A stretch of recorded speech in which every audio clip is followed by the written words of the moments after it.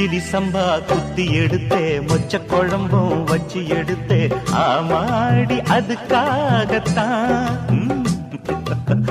உச்சி மலை காத்துல உச்சந்தல வேக்குது